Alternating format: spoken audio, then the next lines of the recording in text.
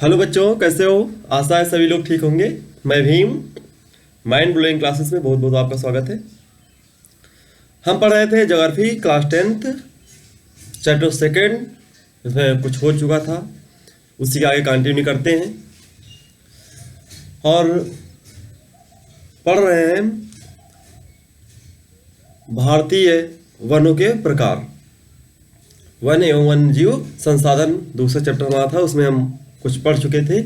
उसके आगे का टॉपिक पढ़ रहे हैं भारतीय वनों के प्रकार। ठीक है, तो भारतीय वनों के प्रकार के कितने हैं, कैसे हैं, कौन कौन से पौधे किस कैटेगरी में रखे गए हैं, चलिए पढ़ते हैं। तो हमारा जो पहला आता है उष्णकटिबंधीय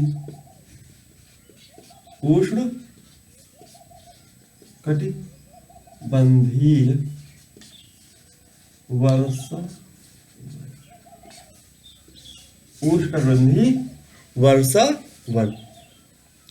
ठीक है, इन्हीं का दूसरा नाम दिया गया है सदाबहार।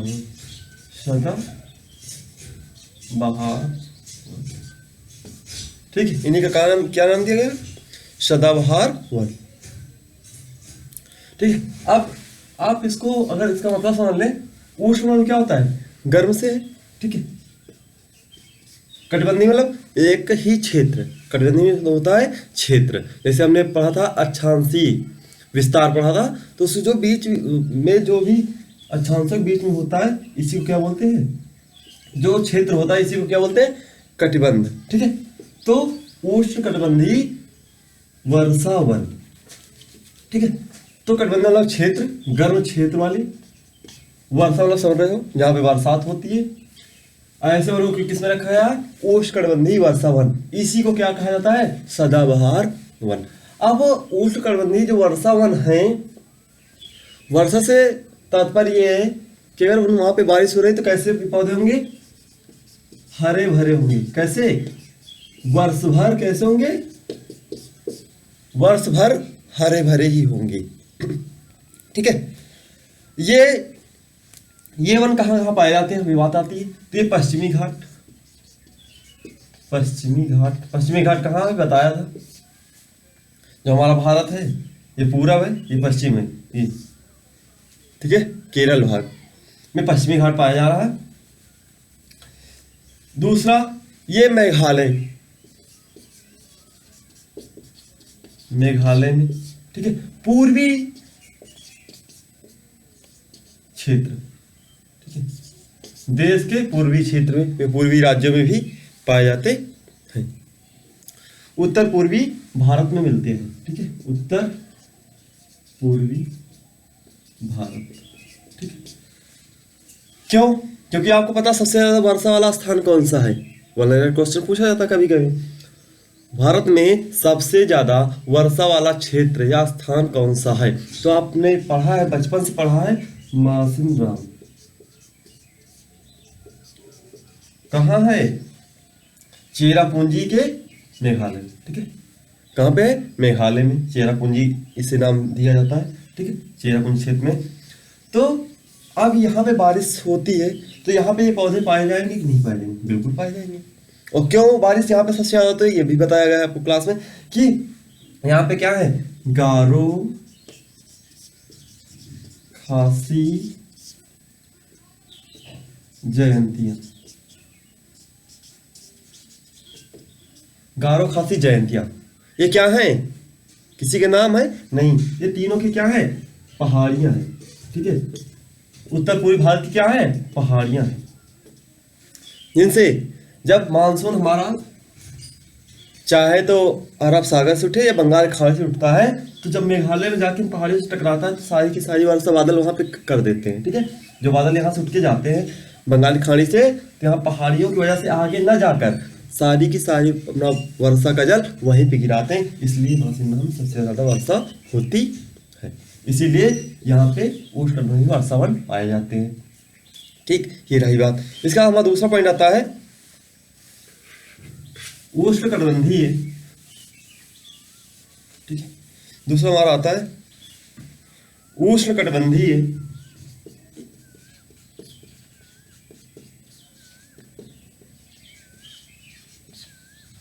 पर्णपाती वन,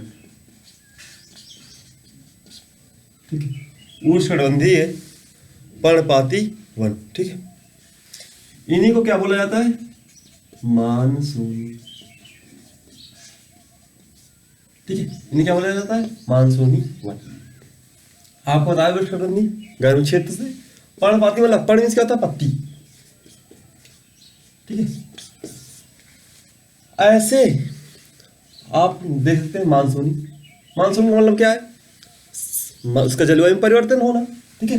तो मानसून क्या होता है? परिवर्तन होता रहता है। तो वहां पे क्या होता है? जिस क्षेत्र में मौसम का, ठीक है, परिवर्तन या जलवायु का परिवर्तन होता रहता है, वहां पे मानसूनी वन पाए जाते हैं। इसमें होता क्या है? इस गर्म क्षेत्र रहेगा, ठीक है, मानसून का परिवर्तन होगा, जलवायु का परिवर्तन होगा, तो वहां क्या करते हैं? पौधे, जो भी पौधे होते हैं वर्ष में अपनी पत्तियां गिरा देते हैं। जब ग्रीष्म ऋतु आती है, शुष्क ऋतु आती है, तो क्या करते हैं? अपनी पत्तियां गिरा देते हैं। इसलिए इसे क्या कहा गया है?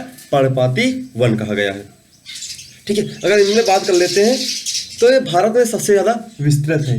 भारत में सबसे ज्यादा क्षेत्र इन्हीं से पाया जाता है। अगर इनमें पौधे की बात कर लेते हैं, ठीक है, तो इनमें सागौन है, साल है, शीशम है, चंदन है, ठीक है, बांस आदि उपयोगी वृक्ष इसी में पाए जाते हैं, ठीक है।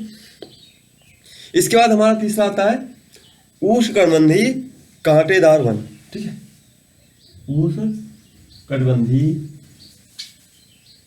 कांटेदार वन,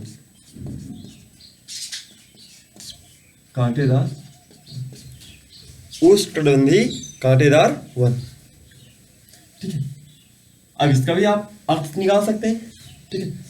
गर्म क्षेत्र में पाए जाने वाले कांटेदार पौधे, ठीक है, कांटेदार पौधे। और कांटेदार पौधे आपको पता है कहाँ पाए जाते हैं? ये पौधे कैसे होते हैं? झाड़ी नुमा होंगे। कैसे होंगे? झाड़ी नुमा। कांटेदार पौधे आप देखते हैं बहुत बड़े नहीं होते, झाड़ी नुमा ही होते हैं, ठीक है। ये आपको पता है किस क्षेत्र में पाए जाएंगे? गर्म क्षेत्र होगा, कांटेदार वन पाया जाए तो आप सीधे कह सकते हैं मरुस्थलीय, ज्यादा मैक्सिमम अधिकतम किसमें? मरुस्थलीय क्षेत्रों में पाए जाते हैं, मरुस्थलीय क्षेत्रों में पाए जाते हैं, मरुस्थलीय क्षेत्रों में पाए जाते हैं, ठीक है। अगर हम बात करते हैं इनके, तो राजस्थान तथा दक्षिणी प्रायद्वीप के शुष्क भागों में इन वनों को देखने को हमें मिलता है। और ये कैसे होते हैं? बहुत दूर दूर, क्योंकि इनमें क्या होती है? पानी की या जल की कमी होती है। यहाँ पे कमी होती है, इसलिए यहाँ का कांटेदार वन होते हैं, क्योंकि इनमें पत्तियां बहुत कम पाई जाती है, जिससे क्या होता है? बहुत प्रसर्जन बहुत कम होता है। इसके बाद हमारा अगला आता है पर्वतीय वन, ठीक है। अगर इनमें एग्जाम्पल की बात कर ले, इनमें आता है कीकर है, बबूल है, कैक्टस है, नागफनी जिसे बोलते हैं, ठीक है, बबूल, नागफनी आदि पौधे इसके अंतर्गत आते हैं। अगर हम अगला बात करते हैं तो अगला हमारा पर्वतीय वन। क्या है? पर्वतीय वन,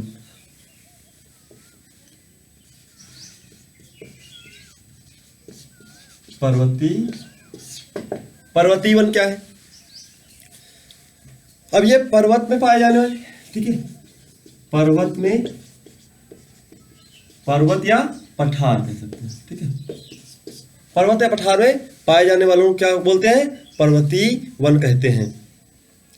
ये कहाँ पाए? हिमालय पर्वत, ठीक है, पश्चिमी घाट पर्वतीय क्षेत्रों में पाए जाते हैं, ठीक है। इन भागों में क्या पाया जाता है? अब इनके उदाहरण को बात कर लें तो चीड़ है, क्या है? चीड़, देवदार, ठीक है, चीड़ है, देवदार है, ओक है, चिनार है, ठीक है, ये सभी पौधे यहाँ पे पाए जाते हैं। किसमें? अब इनमें क्या होता है? कुछ, क्योंकि पर्वत जो है कुछ सीमित इनकी दूरी है नहीं, कहीं पे कम है, कहीं पे ज्यादा है, ठीक है, ये कह सकते हैं ऐसे है, ठीक है, तो ये दूरी कम हुई, ये ज्यादा हो जाती है, ज्यादा हो जाती है, ठीक है। तो तीनों में अलग अलग या 3-4 जो भी इसकी दूरियां होती हैं, सब में अलग अलग प्रकार के पौधे पाए जाते हैं। तो अगर हम बात करते हैं इसमें, तो 1500 से 1700 मीटर की ऊंचाई तक, ठीक है, 1500 से 1750 मीटर की ऊंचाई तक ब्लू पाइन तथा स्प्रूस पौधे पाए जाते हैं, ठीक है। ये पौधे जो पाए जा रहे थे 1500 से 1750 मीटर की दूरी तक पाए जा रहे थे। इसके बाद 2200 से 3000 की ऊंचाई तक ब्लू पाइन तथा स्प्रूस पाए जाते हैं, ठीक है। और 3000 से 4000 का सिल्वर फर, फुजोनियर पाइन, ठीक है, बर्च आदि वन पाए जाते हैं, ठीक है। तो जो कह सकते हैं चीरदेदार है, ब्लू पाइन है, बर्च है, ठीक है, ये सभी के सभी पौधे कहाँ पे पाए जाते हैं? पर्वतीय वन पे पाए जाते हैं। बस इनकी कैटेगरी इसलिए डिवाइड कर दी गई है क्योंकि ये कुछ कम ऊंचाई क्षेत्र पे पाए जाते हैं, दूसरे, ठीक है, कम ऊंचाई क्षेत्र की वजह से इनको बांट दिया गया है। इसके बाद हमारा आता है, इसी में एक पॉइंट हमारा आता है कि पश्चिमी घाट में नीलगिरी है, पालिनी तथा अन्नामलाई पहाड़ियों पर शीतोष्ण कटिबंधीय पाए जाते हैं। शीतोष्ण मतलब क्या होता है? शीतोष्ण कटिबंधीय पाए जाते हैं।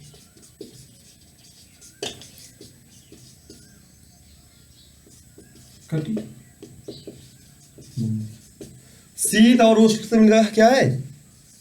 शीत और उष्ण, ठीक है, शीत और उष्ण मतलब जहां पे ठंड भी हो और गर्मी पड़ती है, ठीक है। तो यहाँ पे क्या पाए जाते हैं? शीतोष्ण कटिबंधीय वन पाए जाते हैं, जिनमें अब इनमें क्या है? इनमें रेलेर, सिनकोना, वाइटल आदि उपयोगी वृक्ष पाए जाते हैं, ठीक है।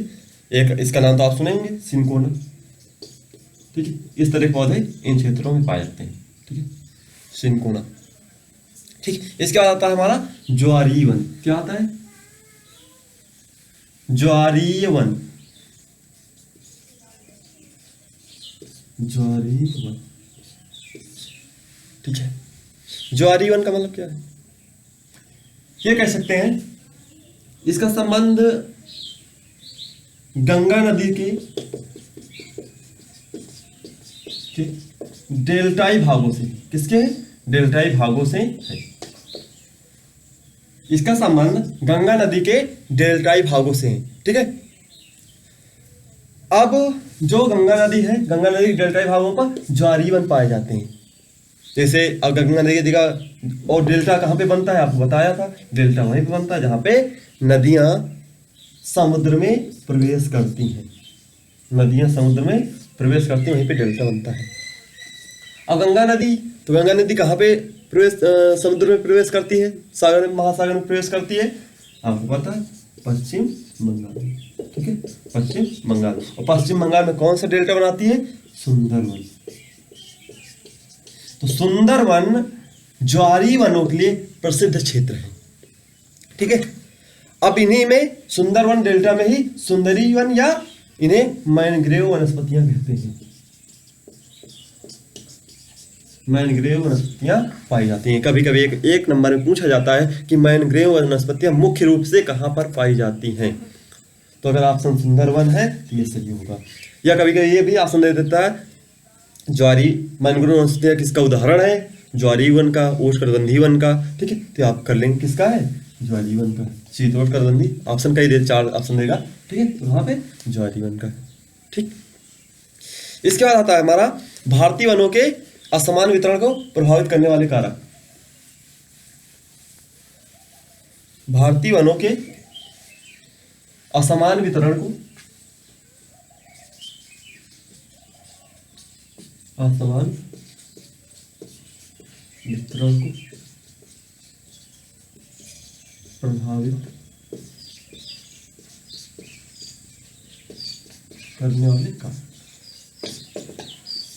असमान, भारतीय वनों को असमान, असमान मतलब आपने देखा है भारत में हर जगह समान प्रकार के वृक्ष या वन नहीं है, कहीं पे कम है, कहीं पे ज्यादा है, कहीं पे वन की कमी ही है, ठीक है। तो इसको प्रभावित कौन कर रहा है? ठीक है, तो उसके प्रभावित करने के कई कारण हैं, ठीक है, उसको पढ़ते हैं। आपको पता है कि हर जगह एक ही प्रकार के पौधे नहीं मिलते हैं, एक ही प्रकार के पौधे नहीं मिलते हैं। तो इससे क्या होता है? तो अगर एक ही प्रकार के पौधे नहीं मिल रहे हैं तो उनमें असमान वितरण जरूर आएगा, उनमें समानताएं नहीं मिल सकती। जिससे हमने पढ़ा डेल्टा क्षेत्रों में मैनग्रोव है, ठीक है, राजस्थान के मरुस्थलीय क्षेत्रों में वन पाए जा रहे हैं, ठीक है, झाड़ियां, कैक्टस, कांटेदार वनस्पतियां पाई जा रही हैं, ठीक है। तो इस प्रकार वनों में क्या है? असमान वितरण है। अगर इनकी बात कर लेते हैं तो पहला है उच्चावचीय दशाएं क्या है, ठीक है। पहला इसको प्रभावित करने वाला क्या है? उच्चावचीय दशाएं।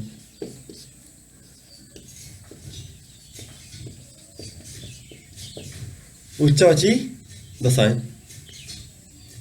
ठीक है, अब इसमें यह है कि जो हमारे वनस्पतियां हैं, ठीक है, पर्वत पे जो ऊंचे ऊंचे हिमाच्छादित वन पर्वत है वहां पे वन नहीं पाए जा रहे हैं। ठीक, अब निचले क्षेत्रों में शंकुधारी या शिवालिक पर्णपाती वन पाए जा रहे हैं कम अवस्था में। ठीक है, वहीं पठारी भागों में भी पश्चिमी घाट के पवनाभिमुखों ढाल पर प्रचुर वन है। साथ ही पवनाभि ढालों में विरल वनस्पतियां पाई जाती हैं। ठीक है, तो इसका भी एक फैक्टर बन जाएगा कि जहाँ पे हिमाच्छादित, ठीक है, जहाँ पे बर्फ वगैरह गिरती है वहाँ पे बहुत कम वृक्ष मिलते हैं, या ज़्यादा ऊंचाई है पर्वत की वहाँ पे कम वृक्ष मिलते हैं, तो वहाँ पे पौधे, या वहाँ पे अगर कुछ पौधे मिलते हैं तो उनकी दशाएं क्या है, दूसरी हैं, वो यहाँ पे हमारे सामान्य क्षेत्र में नहीं उग पाते हैं। दूसरा हमारा है मानसूनी जलवायु। भारत की जलवायु कैसी है, मानसूनी। कैसी है, मानसूनी। मानसूनी भारत की जलवायु कैसी है, मानसूनी जलवायु है। तो अब जो क्षेत्र क्या है अधिक वर्षा अधिक ताप वाले हैं तो वहां पे अच्छे वन हो रहे हैं। ठीक है, लेकिन जहाँ पे कम वर्षा होती है, नमी कम है, तो वहां पे क्या होती है, विरल पौधे पाए जाते हैं या कांटेदार पाए जा रहे हैं। ठीक है, और पतझड़ वाले वन, जहाँ पे कम वर्षा होती है, शुष्क क्षेत्र हो जाता है, वहां पतझड़ होने लगता है। ठीक है, तो उनमें क्या है, विरलता आ जाती है, या विरलता का मतलब क्या है, दूर दूर या कमी हो जाती है। इसके बाद मिट्टी की दशा इसमें आती है। क्या, मिट्टी की दशा। मिट्टी की दशा का क्या मतलब, मिट्टी में क्या होता है, उर्वरता। क्या होती है, उर्वरता होती है। उर्वरता से निर्धारित होता है कि कौन सी फसल होगी, कौन से पौधे होंगे। ठीक है, हमने फसल में आपको बताया उर्वरता ही मुख्य कारक है जो हमारी फसल को बचा सकता है, हर फसल को पैदावार कर सकता है। तो उर्वरता भी, अब पौधों के लिए भी वही जरूरी है। तो जहाँ पे उर्वरता अच्छी होगी वहाँ पे पौधे अच्छे होंगे, जहाँ उर्वरता कम होगी वहाँ पे पौधे कम होंगे, सिंपल सी बात। ठीक है, इसके बाद मानवीय कारण है। इसके क्या है, मानवीय कारण। मानवीय कारण कौन कौन से, और मनुष्य द्वारा भी बहुत सारे ऐसे हैं। ठीक है, जैसे झूम कृषि आपने पढ़ा होगा। झूम कृषि क्या होता है, ठीक है, जनजातियों द्वारा एक स्थान से दूसरे स्थान पर जंगलों को काटकर वहां पे खेती करना। इससे क्या होता है, वनों का भी कम होता है। अब इसके अलावा हिमालय चीड़ व देवदार के वनों का विनाश, ठीक है, रेल की पटरियां बनाने में किया गया था। ठीक है, इससे भी क्या हुआ, हमारे पौधों में असमान वितरण हो गया था। ठीक है, इसके बाद वनों की विशेषताएं क्या है ये पढ़ लेते हैं, इंपॉर्टेंट थोड़ा सा। वनों की विशेषताएं,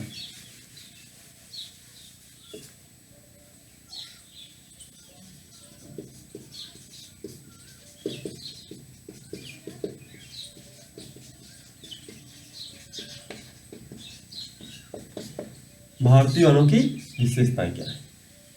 तो विशेषताएं क्या है इसकी, अब विभिन्न प्रकार के वनों की उपलब्धता। ठीक है, पहला है उपलब्धता। ठीक है, उपलब्धता का मतलब क्या है, भारत की भौगोलिक एवं जलवायु स्थिति ऐसी इतनी अच्छी है कि यहाँ पे पौधे एवं जंतुओं की विविधता बहुत ज्यादा पाई जाती है। ठीक है, तो यहाँ पे क्या है, प्रत्येक प्रकार के वन पाए जाते हैं। ठीक है, प्रत्येक प्रकार के वन पाए जाते हैं। आपने पढ़ा है उष्णकटिबंधीय वर्षा वन, पर्णपाती वन, शंकुधारी वन, अल्पाइन वन। ठीक है, इनमें क्या है, प्रमुख है। इसके दूसरा पॉइंट आता है आर्थिक रूप से संपन्न वन संपदा। ठीक है, आर्थिक रूप से हमारी मदद करता है, विशेषता इसकी। ठीक है, आर्थिक रूप से भारतीय जो वन है इनका प्रयोग ज्यादा से ज्यादा मकान में, ठीक है, इमारती औद्योगिक कच्चा माल इसी से बनता है। ठीक है, इसी से पूरी हमारी मात्रा पर्याप्त हो जाती है। तीसरा, पर्णपाती वनों की अधिकता। पर्णपाती वनों की अधिकता क्या है, ये ऐसे पौधे हैं इनकी जो भारत में क्षेत्रफल की दृष्टि से देखें तो बहुत ज्यादा इनका विस्तार है, इन्हीं का विस्तार है। और ये पौधे किस लिए इसकी विशेषता है? ये शुष्क जब ऋतु आती है वह क्या करते हैं, अपनी पत्तियां गिरा देते हैं, अपनी पत्तियां क्या करते हैं, गिरा देते हैं। ठीक है, इसके बाद वन्य जीवों में समृद्ध होना। ठीक है,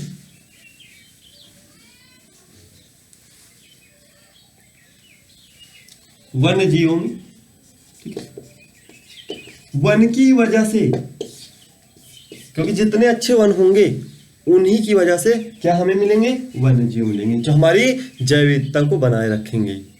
जैव विविधता को बनाए रखने में वन्य जीवों का बहुत बड़ा योगदान होता है। तो अगर वनों की बढ़िया विशेषताएं हैं, अधिक वन है, तो वहाँ वन्य जीव भी अधिक होंगे। तो ये भी इसकी विशेषता है, वन्य जीवों का संरक्षण प्रदान करती है, समृद्ध बनाती है। ठीक है, इसके बाद प्रजाति विविधता आपको पता ही है, प्रजाति विविधता, प्रजाति विविधता। प्रजाति विविधता का मतलब क्या है कि भारतीय वनों में विभिन्न प्रकार के वृक्षों तथा पादपों की प्रजातियां, बहुत ज्यादा से ज्यादा प्रजातियां मिलती हैं। अब इसमें आता है वनों के ह्रास होने का कारण। ठीक है, वनों के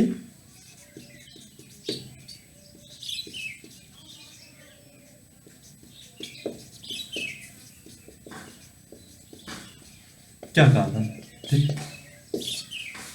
वनों के ह्रास होने के क्या कारण है? तो बहुत ज्यादा इसके बहुत मुख्य कारण है। ठीक है, वनों का पहला पॉइंट हमारा है वनों का भूमि में परिवर्तन होना। ठीक है, बहुत ज्यादा जैसे वन थे तो उनको क्या बना दिया गया, कृषि योग्य भूमि बना दिया गया। तो कृषि योग्य भूमि में वन तो होते नहीं है, वहां पे कृषि होती है, तो इससे क्या हुआ, वनों का ह्रास हुआ, वनों पे इसका प्रभाव पड़ा है। ठीक है, इसके बाद स्थानांतरी या झूमक्रस भी इसका कारण रहा। ठीक है, झूमक्रस या स्थानांतरी,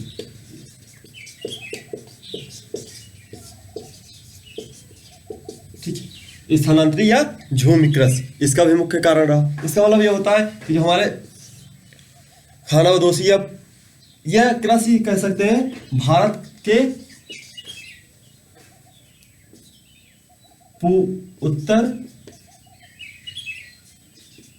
उत्तर पूर्वी क्षेत्र में बहुत की है। ठीक है, भारत के उत्तर पूर्वी क्षेत्र में यह कृषि बहुत संपन्न थी। इसमें होता क्या था, जो हमारे लोग थे, ठीक है, वो क्या करते थे, जंगलों को काटकर वहां पे खेती करते, जब वहां पे ह्यूमस की मात्रा खत्म हो जाती तो उसको छोड़कर दूसरी जगह वनों को काटकर उस पर कृषि करते। इससे क्या हुआ, झूम कृषि, और इससे वनों का ह्रास हो गया। ठीक है, वनों का ह्रास हो गया। इसके बाद ईंधन व इमारती लकड़ी की बढ़ती मांग। ईंधन इसी से बनता है, इमारती लकड़ी भी इसी से, वनों से ही मिलती है, तो इसकी मांग क्या हुई, अधिक हुई, इससे भी वनों का ह्रास होने लगा। इसके बाद वनों का क्या हुआ, चारागाह में परिवर्तन होगा। ठीक है, ठीक है, चारागाह में परिवर्तन होगा, पशुओं को वहां पर चराया जाने लगा, इससे भी वनों का ह्रास हुआ। ठीक है, औद्योगिकरण भी इसका मुख्य कारण है। क्या है, औद्योगिकरण,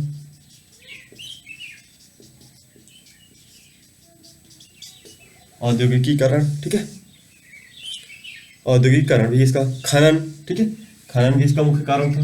खनन से क्या हुआ, पौधे की कमी आई। इसके बाद अगला पॉइंट हमारा आता है कि इससे क्या हुआ, जो हमारे बांध बनाए गए, ठीक है, तो बांध जो बनाए गए थे किस क्षेत्र में बनाए गए, ऐसे क्षेत्र में बनाए गए जहां पर आबादी या जनसंख्या कम थी। तो वहां पे था क्या, भारतीय वन थे, ये वन थे, तो वहां पे क्या हुआ, बांध बनाने से वहां के आसपास के सभी जो वन थे जलमग्न हो गए, वन थे जलमग्न हुए, जिनसे क्या हुआ, इससे कमी आई। अब अगला पॉइंट आता है जो रेल मार्ग थे, इनसे भी वनों का ह्रास हुआ हमारा। ठीक, और प्राकृतिक कारणों जैसे भूकंप है, अग्निकांड है, ठीक है, भूस्खलन से भी हमारे वनों का ह्रास हुआ है। ठीक, अब इससे समस्याएं क्या हुई, ठीक है, वनों के ह्रास से समस्याएं क्या हो गई हैं, तो समस्याएं देख लेते हैं थोड़ा सा एक जल्दी से। समस्याएं क्या हुई हैं, अब मृदा का अपरदन होने लगा, मृदा का अपरदन। ठीक है, जब पौधे कम होंगे तो क्या होगा, मृदा का अपरदन कम होगा। ठीक। दूसरा, इससे वर्षा की कमी, क्योंकि आपने पढ़ा वर्षा की कमी। पौधे क्या करते हैं, वाष्पोत्सर्जन करते हैं, इससे बादलों का निर्माण होता है और अच्छी वर्षा होती है, तो वर्षा की कमी होने लगी। पारिस्थितिकी तंत्र हमारा क्या हुआ, खराब होने लगा।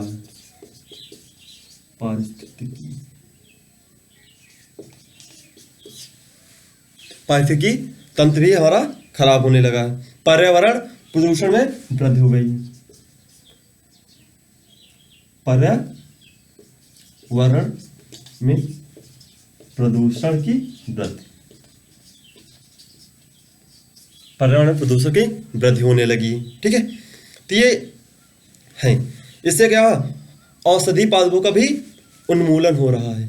जो औषधि हमें प्रदान कर रहे थे, ऐसे भी पौधे हमारे, उनका भी उन्मूलन हो रहा है, जिससे हमारे जो कह सकते हैं आयुर्वेदिक औषधियाँ हैं, ठीक है, औषधियाँ जिन पौधे से बनती हैं, वो भी कुछ समय बाद ये कह सकते हैं कि उनमें भी कमी आएगी।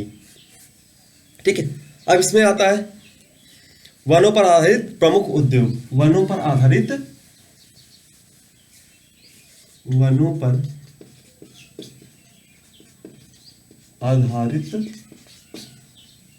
प्रमुख उद्योग कौन कौन से उद्योग है? तो पहला तो हमारा है, बहुत सारे उद्योग वनों से चलते हैं। ठीक है, वनों पर आधारित बहुत सारे उद्योग हैं। तो पहला हमारा आता है कागज उद्योग।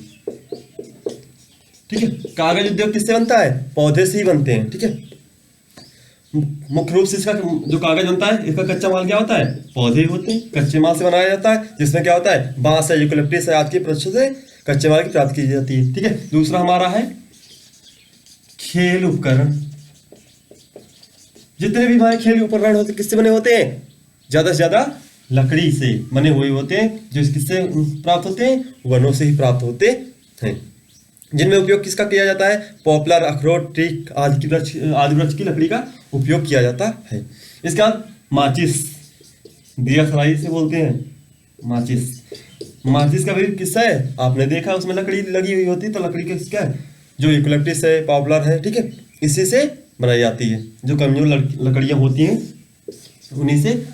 तो ये भी किस पे है, वन पर आधारित है। इसके बाद हमारा अगला पॉइंट आता है तारपीन तेल उद्योग। क्या है, तारपीन तेल उद्योग।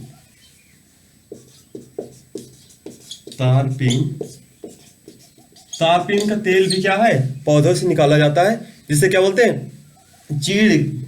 ठीक है, चीड़, इसका पाइन भी बोलते हैं। इस वृक्ष से क्या निकाला जाता है, तारपीन का तेल। ठीक है, ये कैसा है, आपको बताया हिमालयी पर्वतीय वन में पाया जा रहा था। ठीक है, तो इससे भी क्या होता है, ये भी एक वनोत्पाद है। तो इससे क्या होता है, इसी पर आधारित है। तो अगर इनकी बढ़ती मांग की वजह से क्या होता है, पौधों का ह्रास होता है। ठीक, तो आज यहीं तक रखते हैं, फिर पढ़ते हैं अगली क्लास में। ठीक है, और इसको पढ़ते रहिए, वीडियो अच्छी लगे तो लाइक भी करिए। ठीक है, सब्सक्राइब करिए चैनल को, बताइए, और घर पे रहिए, सुरक्षित रहिए, पढ़ते रहिए। ठीक है, बहुत बहुत धन्यवाद।